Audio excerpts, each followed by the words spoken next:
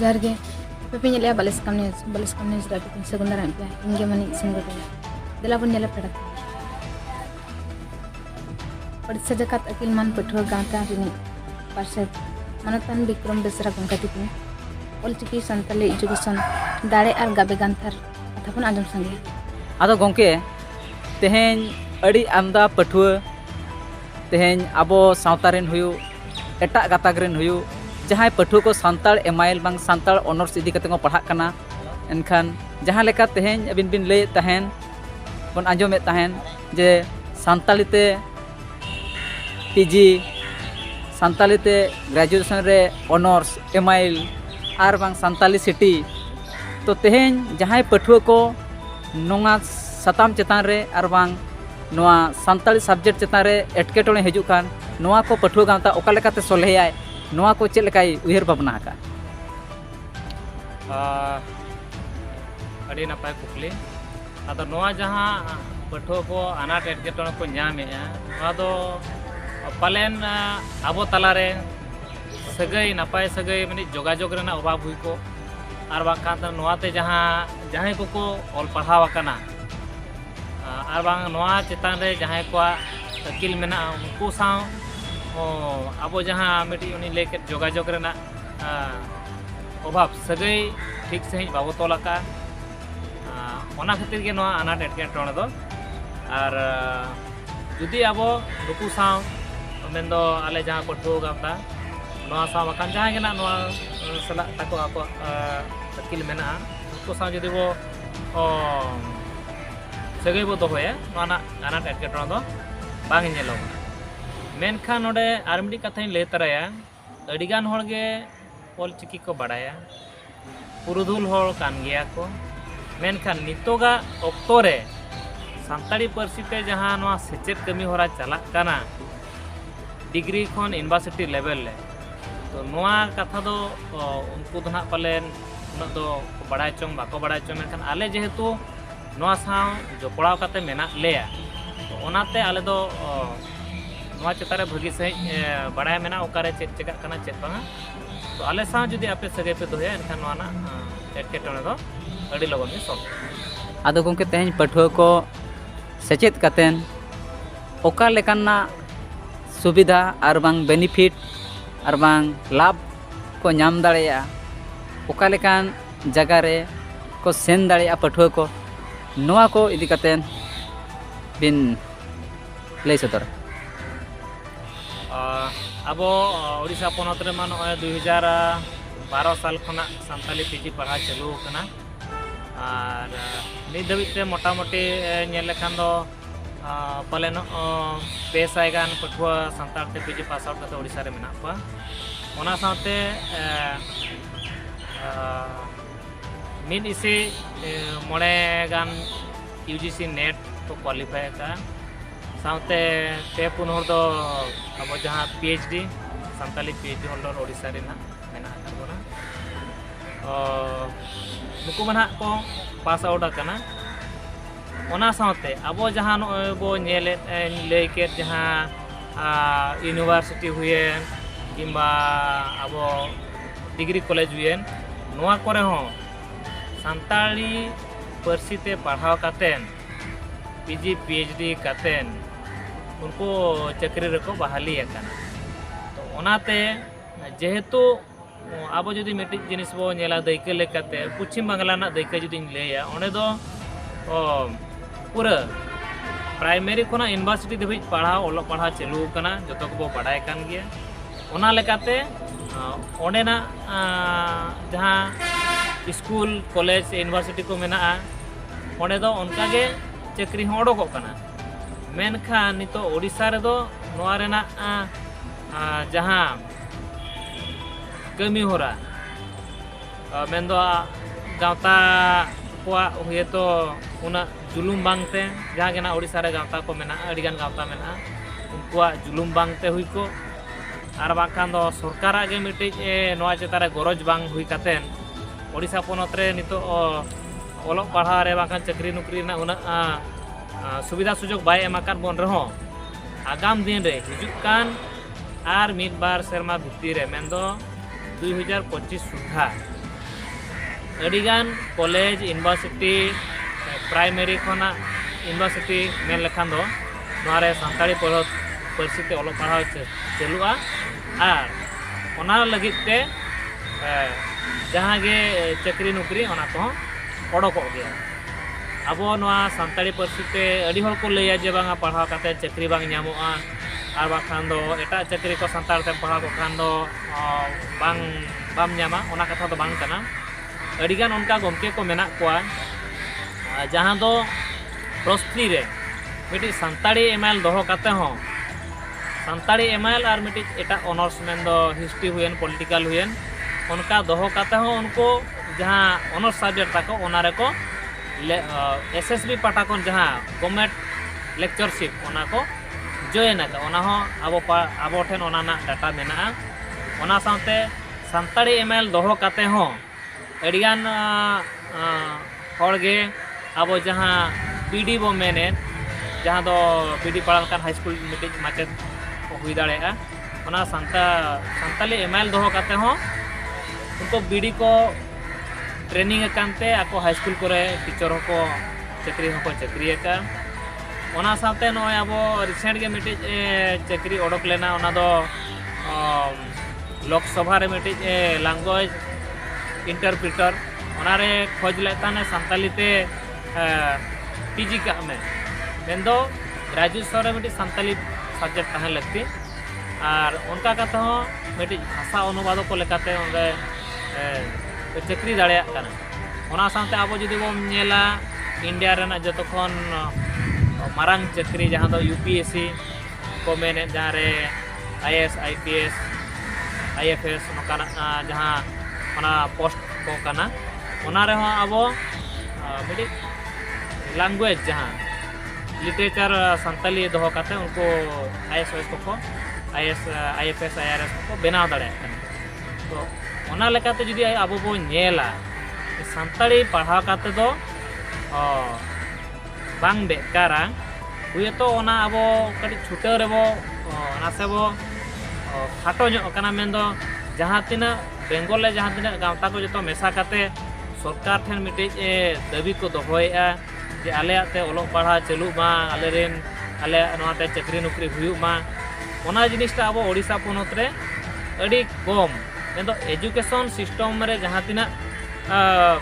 संगठन मेना अडी मिद बार संगठन गे नोआ सानताड़ी पार्सी ते सचेत कमी हरा चला मा नोआ पाटा अडी कम गावता को कमी कना तो इन्या मेनदो जुदी अब हो बेंगल रेन जहाँ आबोरेन बयहा को छुटो कना उनका जुदी अब ओडिशा पोनत रो मिटे पार्सी रेना हुल बो जहाँ हुल सेंगल बो जेरेत दाड़ेया एनखान दो हुए तो अब ओडिशा पोनत रो अडी सुर दिन रे जहाँ गुरु गमके तकिना कुकमु ताहे कना ओना अडी सुर दिन रे अब बो गेले बिली ओचो दाड़ेया तो मिद कथा गुरु गमके तकिन ले ले ताहे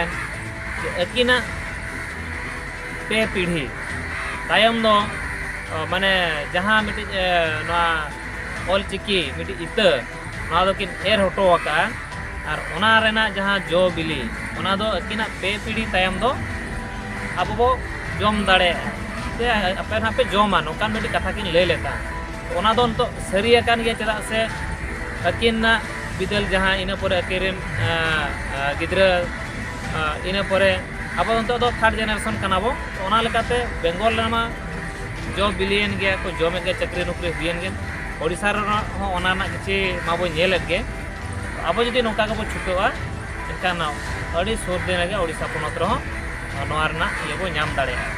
और जहाँ बो मेने आसे मिटि अबोते संताल ते चम ओलोआ नोआ मिटि जहाँ संताल हुई काते संताल ते ओलोआ नोआ मिटि जहाँ मिटि फीलिंग्स हिजुक कना माने नासेनो दिकु सामांग रे मिटि संताल तिन ओलोआ संताल तिन रोड़ा बाकान दिकु गाते संताल ते मोलो कना नो नोका जहाँ मिटि को रोड़ माने को मेना तो ओनाते अब हम बिको दाका गदो कना तो ओना कथा दो बांग कना निना बड़ाय मने रे उया दरकार जे इन्या भाषा हो सानताड़ी पार्सी हो 22 दिसंबर 2003 रे ओडिशा अब भारत संविधान रे सेलेद आकना तो ओना लेकाते एटा पार्सी को रेना जहाँ तिना मान मर्यादा मेना अब सानताड़ी पार्सी रेना उना गे मान मर्यादा मेना ᱟᱨ ᱪᱟᱹᱠᱨᱤ ᱱᱚᱠᱨᱤ ᱨᱮ ᱪᱮ ᱚᱞᱚᱜ ᱯᱟᱲᱦᱟᱣ ᱨᱮᱦᱚᱸ ᱟᱠᱚᱣᱟᱜ ᱡᱟᱦᱟᱸ ᱛᱤᱱᱟᱹᱜ ᱦᱚᱠ ᱢᱮᱱᱟᱜᱼᱟ, ᱟᱠᱚᱣᱟᱜ ᱡᱟᱦᱟᱸ ᱛᱤᱱᱟᱹᱜ ᱚᱱᱟ ᱚᱱᱟ ᱥᱟᱨᱴᱤᱯᱷᱤᱠᱮᱴ ᱨᱮᱱᱟᱜ ᱵᱷᱮᱞᱩ ᱢᱮᱱᱟᱜᱼᱟ, ᱟᱵᱚ ᱥᱟᱱᱛᱟᱲᱤ ᱯᱟᱹᱨᱥᱤ ᱛᱮ ᱯᱟᱲᱦᱟᱣ ᱠᱟᱛᱮ ᱦᱚᱸ ᱩᱱᱟᱹᱜ ᱜᱮ ᱵᱷᱮᱞᱩ ᱢᱮᱱᱟᱜᱼᱟ। ᱟᱨ ᱟᱠᱚ ᱡᱟᱦᱟᱸ ᱢᱤᱫᱴᱤᱡ ᱡᱟᱦᱟᱸ ᱡᱩᱫᱤᱧ ᱢᱮᱱᱟ ᱴᱤᱪᱟᱨ ᱯᱳᱥᱴ ᱦᱩᱭᱮᱱ ᱵᱟᱝᱠᱷᱟᱱ ᱞᱮᱠᱪᱟর ᱯᱳᱥᱴ ᱦᱩᱭᱮᱱ, ako jahan tina ge salary ko nyama santari te chakri kate ona miti post ho una ge salary nyama to onate no ado miti mone rena jahan feelings aiko one ona ge miti abo bhitire kadi komjori tahen kana to onate onka badi che ona kharap mone re babo idiya ako jahan tina adhikar mena ako jahan hok mena ona leka ge abo hok adhikar mena to onate mena disom hor ko ar bang pathua ko नोआगिन मेता पे सानताड़ी पार्सी तो हम ओलोआ नोआते all पढ़ा कतो हम बेकार दो बांग काना एटागा चाकरी को हम पकाव दाड़े गया जहां लका रेलवे रे हुएन बाखान दो बैंकिंग हुएन आर बाखान दो आरआई ओमेन जहां गेना ओडोक कना ग्रेजुएशन लेवल लेना ओना अब सानताड़ी एमएल चे सानताड़ी ऑनर्स दो कता हम पकाव दाड़े गया ओंडे तो बाय खोज का जे बांगा आम दो सानताड़ी ते एमआई लका सानताड़ी एमएल ताम था करे सानताड़ी ऑनर्स था कना एनखान दो आम दो बाम पका दाड़े ओंडे दो खोज का एनी ग्रेजुएशन तो ओनाते नोआ जहां मिटि हिदिज था कना तो ना दो ओना दो आलोपे दोहोया सानताड़ी ते ऑल पढ़ा काते हो जतो रकमा चाकरी गे ᱧᱟᱢᱚᱜ कना खाली मिटि चाकरी रे नासेनो एटकेटोने ओना दो जहां दो टीचिंग लाइन रे जहां दो मास्टर लेक्चर प्रोफेसर ओना दो जहां सब्जेक्ट तेगे आमा ना ताम ऑनर्स था को ऑनर्स ताहे कते ओना सब्जेक्ट तेगे पीजी है ओना पीजी ओना सब्जेक्ट तेगे आम दो लेक्चरशिप कराव दाड़ेया तो ओना रे जदि आम सानताड़ ते पीजी कते मेना इन उड़िया ते लेक्चरशिप ओना जिनिसटा ना बांग हुयुआ इना गे आर बाखान दो जतो चाकरी रेगे दो एलिजिबल दाड़ेया नोआ आदो गंके तेहेñ ओडिशा रे तेहेñ भुवनेश्वर राजगाड़ आर बांग तेहेñ बारिपदा हेडक्वार्टर बांग सिटी तो तेहेñ सानताली सिटी इदी कतेन बार पद कथा बिन दोहोया साउथ बिन तोंगेया तेहेñ नॉर्थ ऑफ यूनिवर्सिटी जहां ताहे लना बांका नितो एमएससी बीडी यूनिवर्सिटी तरी रे जुदी सानताली बीडी को जुदी तायम दाराम हजुआ आर बांग हिजु रना कुकमु बन नेलेया एनखान ओका लेकान पौड़ी ताहें लनकार ओका लेकान सब्जेक्ट को आबन दोहो कान आगाम दिन बन बीडी दाड़ेया बांका टीचर लाइन तेबन चलाव दाड़ेया नोआ को दिते काटा दाराम मनद बिन दोया अब ओडिशा पनत रे मिटि सुमुंग कॉलेज जहां दो डाइट ना district institute of education and training ओना मयूरभंज रेना बारिपदा रे डाइट मेना ओंडे गे अब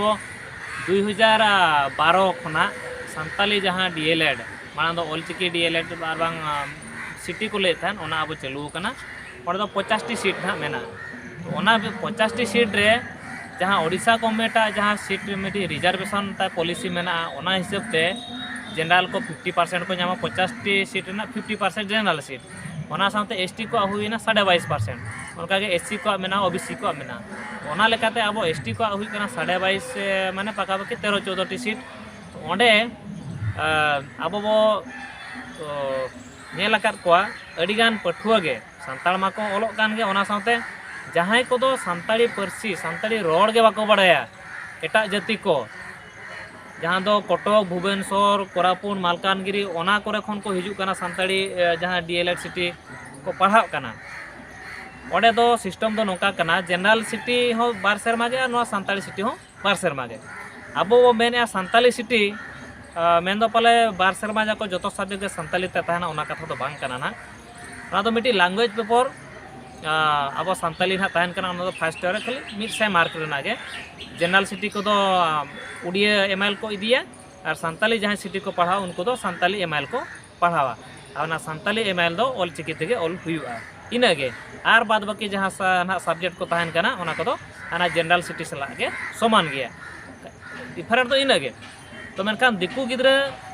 सानताड़ रोड बांग बाड़ाय काते हो ऑल चिकी बांग चेक काते हो सानताली सिटी ते चेदा को पढ़ा कना नोआ नासने लई गे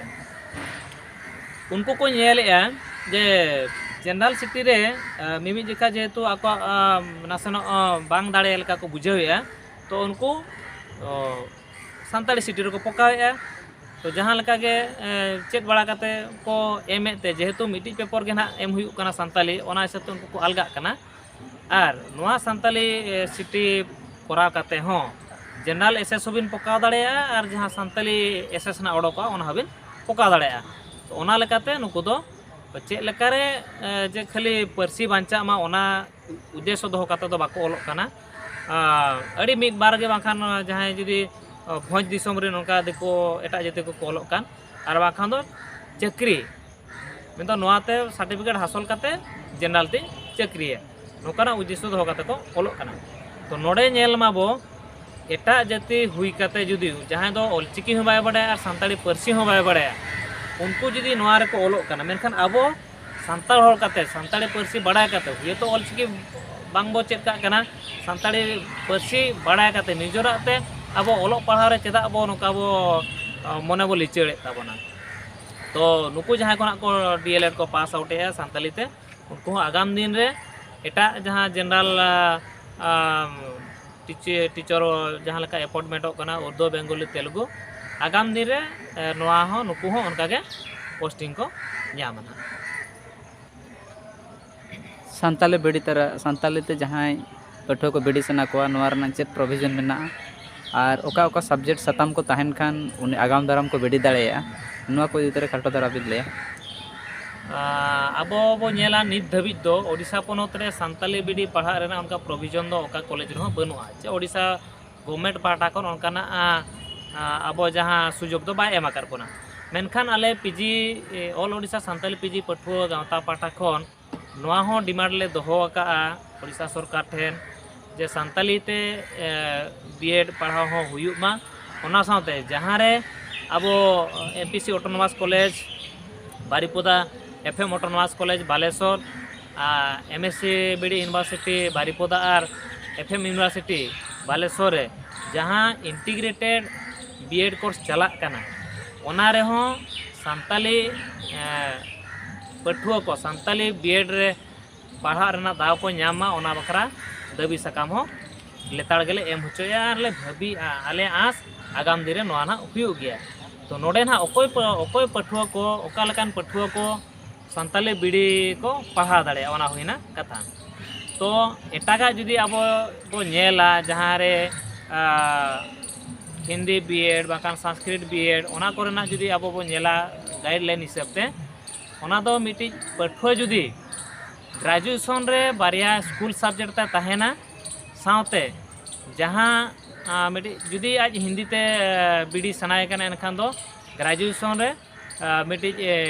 लैंग्वेज पेपर हुई एमएल आकार ते और बाकान ऑनर्स आकार ते और बाकान दो इलेक्टिव आकार ते मिटी पेपर ओंडे आजा तहन दरकार एनखान ओना हिसाब ते जुदी अब नेल किया जुदी आगाम दिन रे अब सानताली बीडी हो चलुइना सरकार अब सानताली बीडी पढ़ाना दाव एमान कोना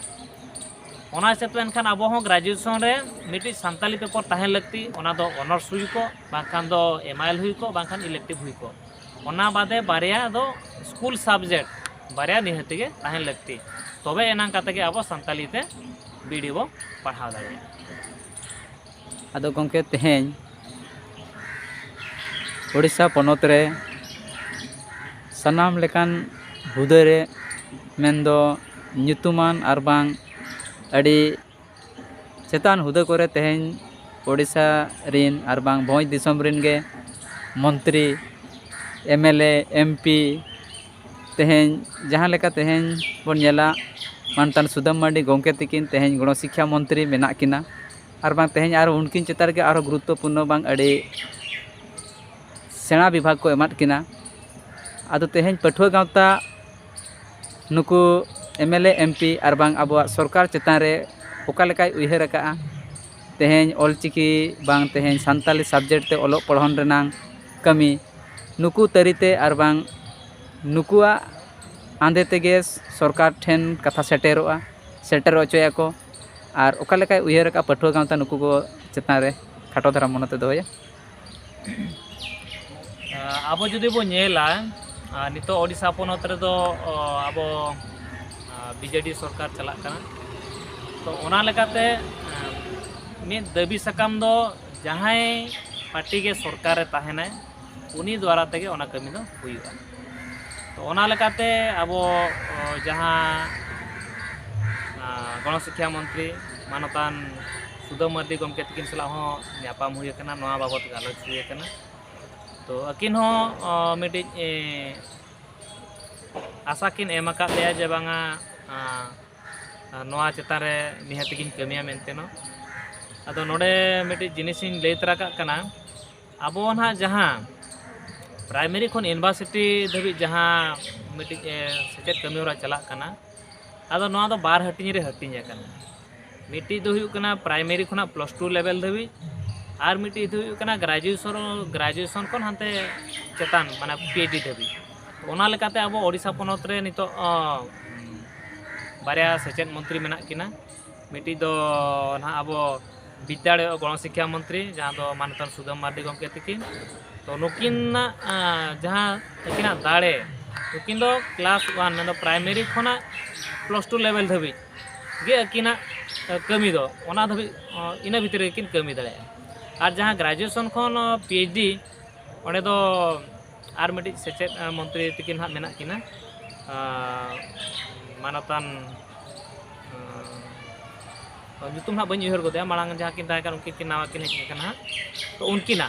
तो आले जहाँ ना ग्रेजुएशन लेवल ना कमी कना ओना दो हायर एजुकेशन मिनिस्टर उनकिना कमी कना तो जेहेतु नुकिन अब सान्ताड़ सावता रेन मिद